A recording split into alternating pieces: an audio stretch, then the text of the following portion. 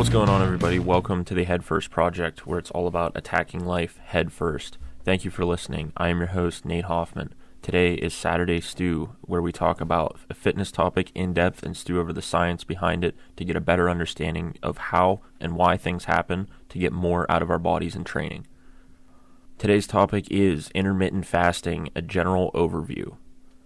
Some of today's information from behind the project comes from a doctoral thesis written by Rona Antony.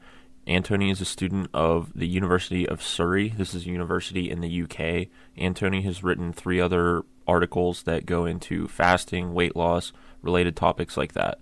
This particular document is 200 pages long.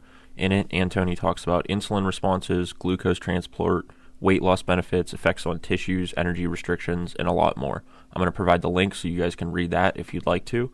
Also, for more resources on intermittent fasting, dieting, anything you can think of with diet and food, check out Thomas DeLauer on YouTube. I'm going to link his channel and some of the videos in the description. This is the guy I went to when I originally learned about intermittent fasting. I'm going to list a couple of his good videos that I really like.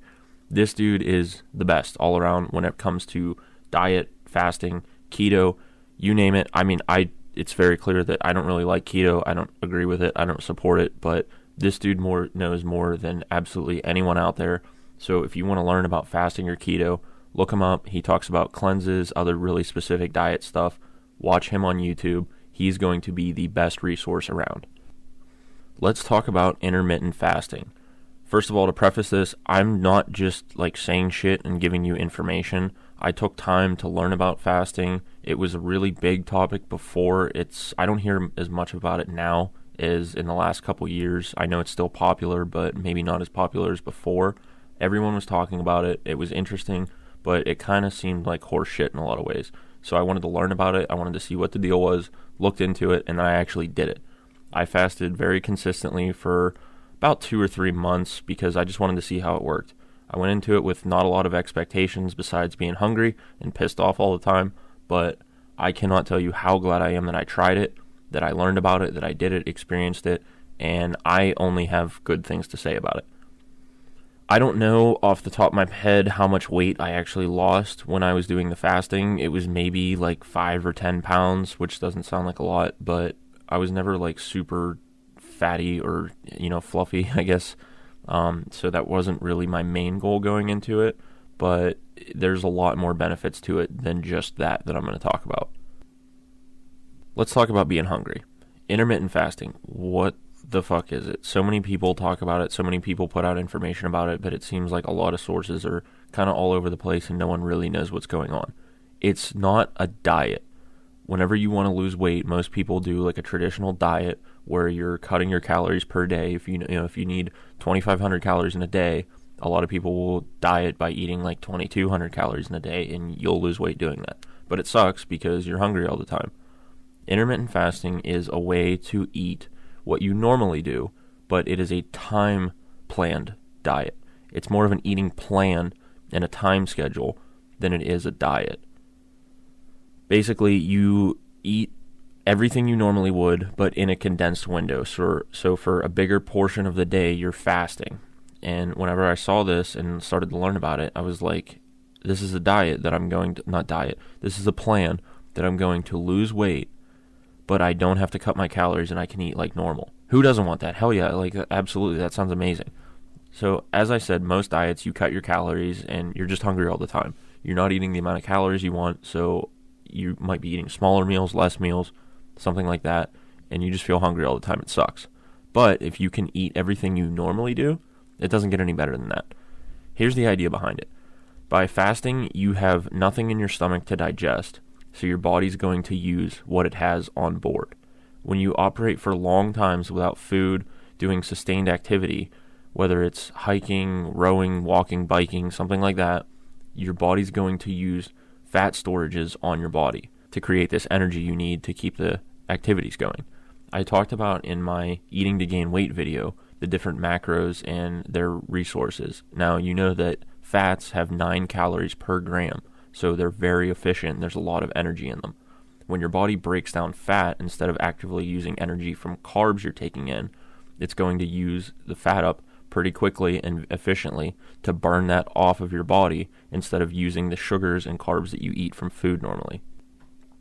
Whether you realize it or not, everyone fasts no matter what. This is why we call the first meal of the day breakfast, because you are breaking a fast. That time overnight while you sleep is a fast. You're not taking any calories in, you're not eating in your sleep, so you are currently fasting. Now, intermittent fasting is a lot more purposeful and planned out than that, and I'm going to explain to you a lot of the generals and how to do this and the science behind it.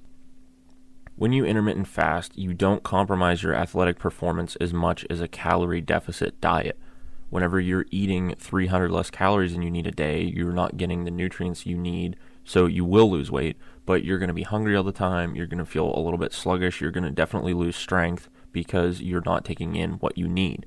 But with intermittent fasting, you're not going to compromise that. So for people that are worried about athletic performance, weightlifting, that sort of thing, this is the way to go. Intermittent fasting is also very convenient. A lot of people, I'm sure some of you listening, I do it sometimes, unfortunately, but you go to work, you wake up, you're busy, stuff like that. You might not eat breakfast in the morning. You might not be able to eat lunch at work if you're super busy. People skip meals all the time. This is a good way around it if you plan it properly. Essentially, what intermittent fasting is taking that time that you would normally fast, typically overnight, and expanding it.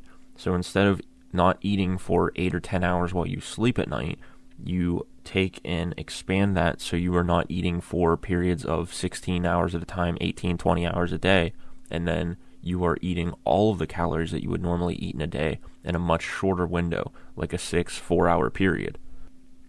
And there's a lot of stuff that happens to your body whenever you do this. At first, it's going to be a little bit difficult because you're going to have to get used to planning this and being hungry whenever you are fasting.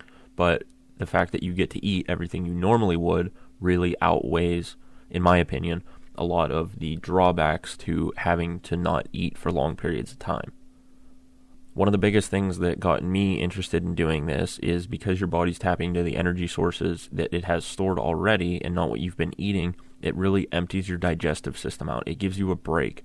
All the time, I had issues of feeling bloated and just feeling like shit from what I was eating because I was eating a lot, and it's really common, especially with a lot of the garbage foods we have now, that you just feel like crap because you're constantly eating 3-4 meals a day, and you just feel bloated all the time, and this really eliminates that. It was one of the biggest things that I wanted to try it for, and it works so well, I can't believe it. Now, some of the things that happen in your body, besides getting rid of the bloat and burning some fat, there are claims that it will help with regulating your blood sugar levels. It helps with insulin sensitivity and your uptakes of nutrients. There's a lot of research done on this. I'm going to provide you that big doctoral thesis PDF that you can look through. It goes way more in-depth and scientific than I'm going to. It talked about doing blood tests and checking glucose levels and hormone levels and all kinds of stuff, but that's beyond what I'm going to talk about now. Intermittent fasting is really good for people that are weightlifters trying to gain muscle. And the reason behind this is how I mentioned insulin sensitivity. Insulin is released in your body. A lot of you probably know insulin from diabetics. Insulin is a hormone released in your body whenever you take in sugar. Your body detects that. It releases insulin, and essentially it kind of initiates the uptake of nutrients into your body. Whenever you are fasting, you fluctuate your insulin levels in a way that once you do eat, you really get a big dump of that. So the food that you are taking in that condensed window, you're going to be a lot more likely to consume the food efficiently when you digest it.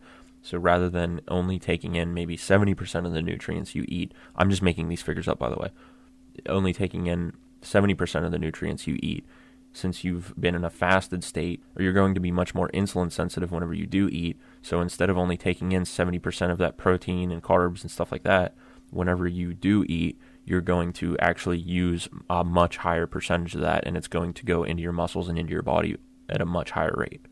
So whenever you do eat meals before your workout or after a workout, you're going to be using the nutrients much more close to their full potential, and you're going to get a lot more out of what you're eating to go towards your workouts and everyday function.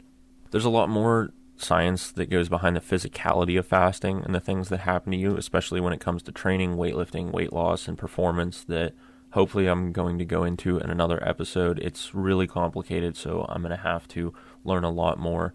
I'm going to hopefully get some more insight once I start my master's in nutrition, and it's going to make me understand things a lot more so that way I can communicate it with you guys. There have been studies that compared athletic performance and development on a normal breakfast, lunch, and dinner diet, the typical 3 meals a day, to athletes that were on an intermittent fasting plan.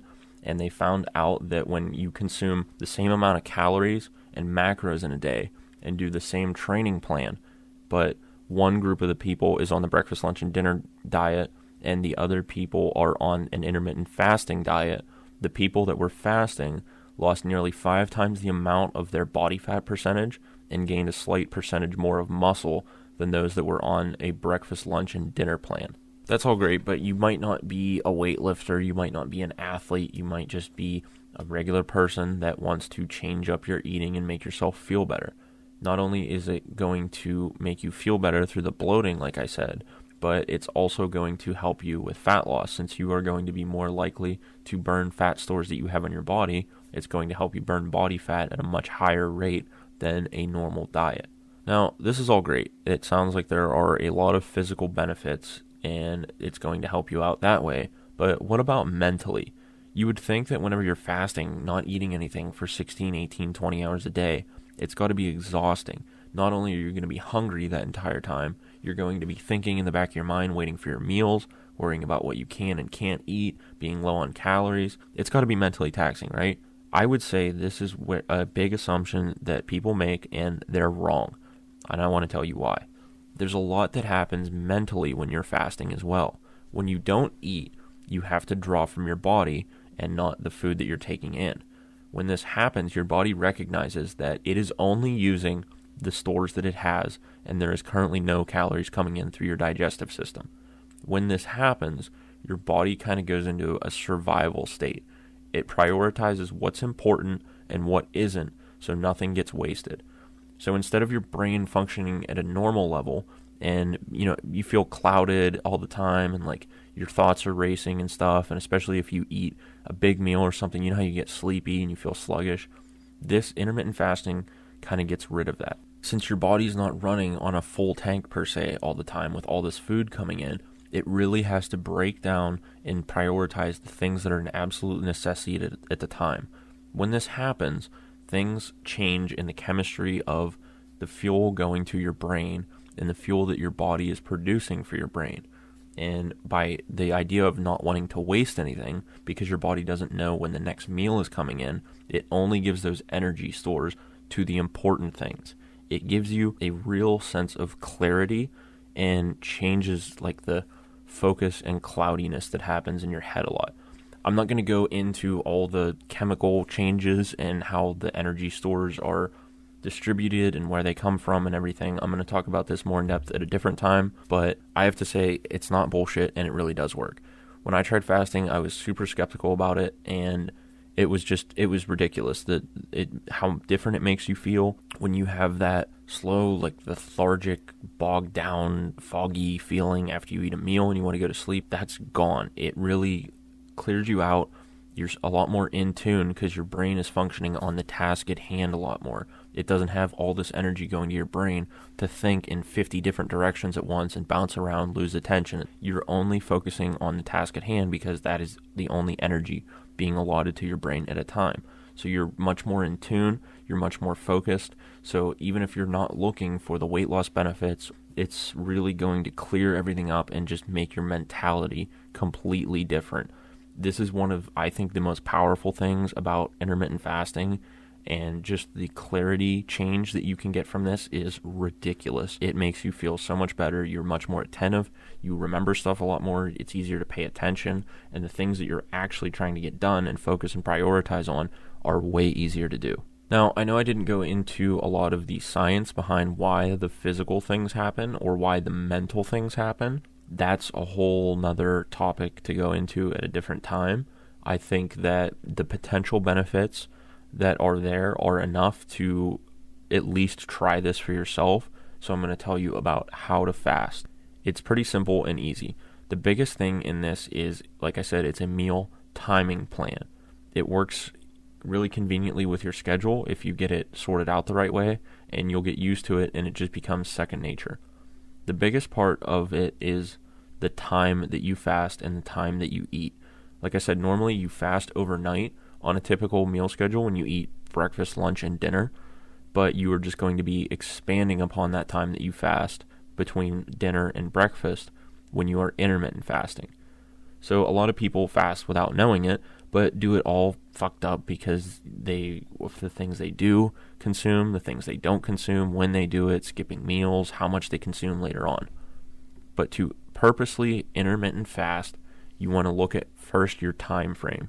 The easiest way to start intermittent fasting is doing a 16-8 fast. What this means is you will fast for 16 hours out of the day, and you will eat for 8 hours out of the day. This is considered like the beginner step because anything under 16 hours of fasting really isn't that beneficial, and it's a time that is short enough that you can get through it pretty easily, and then you have a lot of flexibility in the next 8 hours to eat all of your calories. Like I said, whenever you are in that eating window, you eat all the calories that you would normally eat in a day. So rather than restricting your calories from 2,500 to 2,200 in a day on a normal diet, you are eating 2,500 calories, but instead you're just eating it in an 8-hour period. This might seem similar to what a lot of you do if you think, hey, well, during work and everything else I do, maybe I only eat my calories in an 8-hour period already, and you're just not thinking about it. It's a little bit more purposeful and planned than that. So I'm going to tell you about how to do that. And once you get used to doing a shorter fast, like a 16-hour, you can even bump it up if you want to an 18 or a 20-hour, and then eat all your calories in a 6 or 4-hour window. This is a lot harder because you're going to feel a lot hungrier. It's a little bit trickier to plan, and you're just going to feel a lot different. So feel it out, do a 16 and 8, and then work your way up if you choose to do so. You're still going to get all the benefits out of the 16 and 8 as you would higher ones. You just won't burn as much fat in a 16 and 8, but you'll definitely get all the benefits and see if this is something that will work for you. When it comes time to start your fast, for your last meal before your fast, you want to eat foods that are high in fiber. These are going to be things like vegetables, fruit, avocados, nuts, grains. These are going to help you feel full for longer. So the less hungry you are, the less challenging it's going to be to get through that 16-hour period. Like I said, 16 hours isn't that long. The first couple times you do it, it might seem like days that you're waiting to eat again, but once you get a little bit used to it, it flies by. It's super easy, and you almost look forward to it. You're just going to feel so much better, and doing that 16 hours is going to be so worth it for the gain that you're going to get out of it. Whenever you are eating that last meal before your fast, you want to make sure that you get plenty of proteins in your meals. This is always a necessity, especially if you are an athlete or a weightlifter. You want to consume fats. These are nutrient dense. Like I said, they have 9 calories per gram. They're going to keep you running longer. They're going to keep you feel full for longer, and they're going to make your body have a higher affinity to burning fats as a fuel source because it's going to be the last thing you had before you fasted. So whenever it comes time to start using the stuff that you have stored on your body, it's going to already be geared up and ready to burn that fat. Something that might be a little counterintuitive before you start your fast is people would think, I need to eat a huge meal. That way it stays with me as long as possible and I won't feel as hungry throughout my fast. But this is something that you really don't want to do. You would think it would help you because you have more food to burn through while you're fasting, but you're going to stretch your stomach out a lot more. And whenever it returns to that normal size without anything in it, it's going to take a lot longer if it's stretched out from all that food, and you're going to feel a lot more hungry during your fast. So eat a nice little small meal for your last meal, and this will kind of correct itself as you plan out your meals. Once you start fasting, you're not going to be panicking getting that last meal in. You're kind of going to know what you feel like, what feels good for you and what you want to do. So get a nice meal of maybe some meat and vegetables with a little bit of carbs in there, something that is just a nice round balanced meal to get you ready for the fast. Once you've eaten that last meal, that is your last food for the next 16 hours. During your fast, you can only consume certain things. Any amount of calories that you intake are going to break your fast, and you are no longer intermittent fasting. You can not eat, but you can drink during the fast. You can drink water, but you cannot put anything in the water. You can't have lemon, lime, flavorings, like the drink packet mixes, even if they're sugar-free. You can't do that because it's going to cause an insulin response in your body and break the fast. It's the same thing with drinking diet or sugar-free pop or soda. You can't do that either because even if it's not actually sugar, your body's going to taste the sweetness and think it is sugar, and you're going to have an insulin response in your body, and that's going to break your fast, and you won't be considered fasting anymore, and you're not going to get the same benefits out of it. You can drink black coffee, only black coffee. You can't put any sort of sweetener, cream, nothing like that in there because that has calories in it and it's going to break your fast. You can drink plain tea. I like drinking green tea. You can drink black tea, whatever. You just can't put anything in it. You can't use flavored teas like fruit or herbal flavored teas because, once again, these are going to be sweet and you're going to get an insulin response out of it.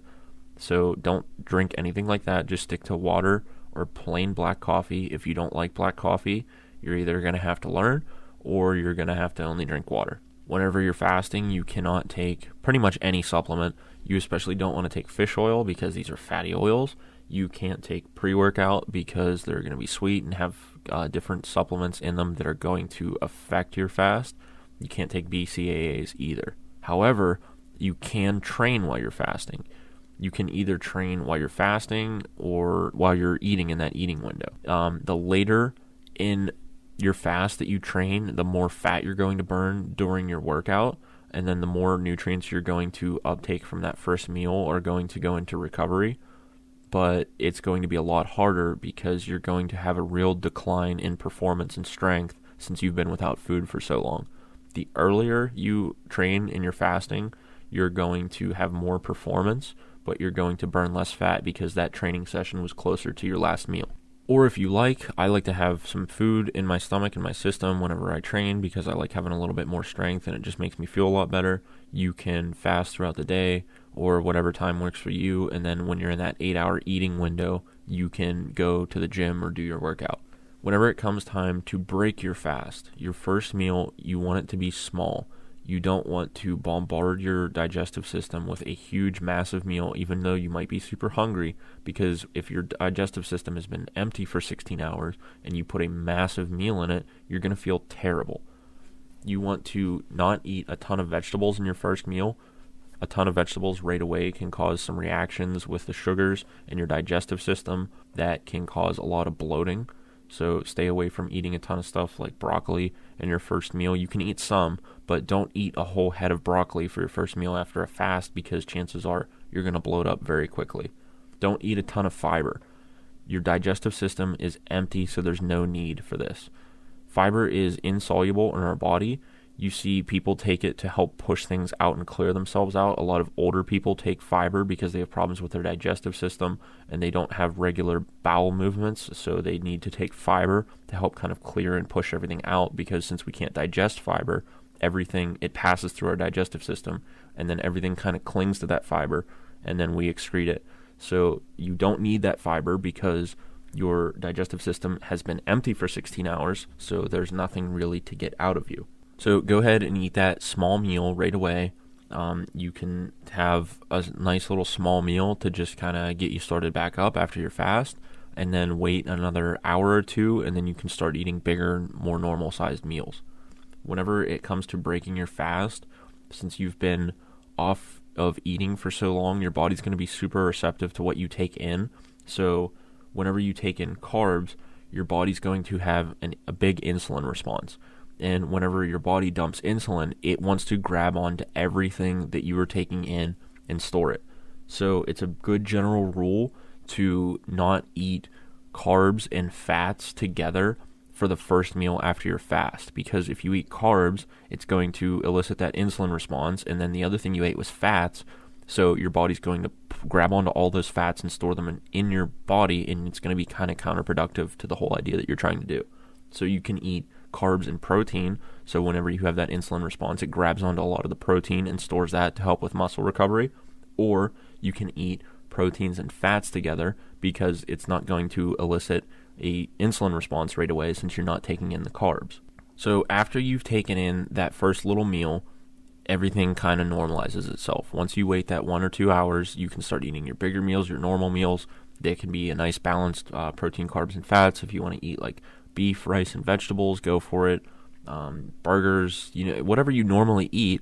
I've told you guys before, I'm not the cleanest eater in the world. I eat a lot of burgers. I eat a lot of pizza. I eat whatever I want. And this is super nice because once you're in that eating window, you eat whatever you want. You just get back to normal and eat how you normally would throughout a day of breakfast, lunch, and dinner. You're just doing it in a much shorter time period. So you eat your normal meals in your window until it's time for the last meal. And at that point, you're going to go through and eat that last meal to begin your fast, like I said again, and it just all starts over again. The way I like to do fasting, because of its convenience, is I will eat my last meal late at night, maybe 10 o'clock or so, a little bit earlier, depending on how early I have to get up the next day, how late I want to be awake. Eat that, and then wait 16 hours. So if I eat my last meal at 10 in the morning or 10 at night, I will eat my first meal after my fast at 2 p.m. the next day. If you can shift this as long as you're not eating for 16 hours and then eating for 8 hours. So if that works for you, go for it. But say it works differently with your work schedule, go ahead and do that. If you want to stay up a little bit later, maybe eat your last meal closer to midnight and then be on your first meal at 4 p.m. the next day. If that works with your work schedule, go ahead and do it. You can balance this however you need to. Once you get in a routine of fasting and you do this a good bit, you're going to see and feel incredible results. I think it's really convenient, sometimes depending on what you're doing, to not have to eat. And it's going to be really beneficial to planning your meals and kind of regulating everything. And you're just going to feel great. It helps out with your looks, which is big to a lot of people, but I think is bigger is just the way you feel. It's going to give you such a better quality of life between the mental focus and sharpness of it, but also it's going to get rid of that bloat, which is such a huge problem in a lot of people because of the diets that we eat now with all the garbage food, the processed stuff, and everything.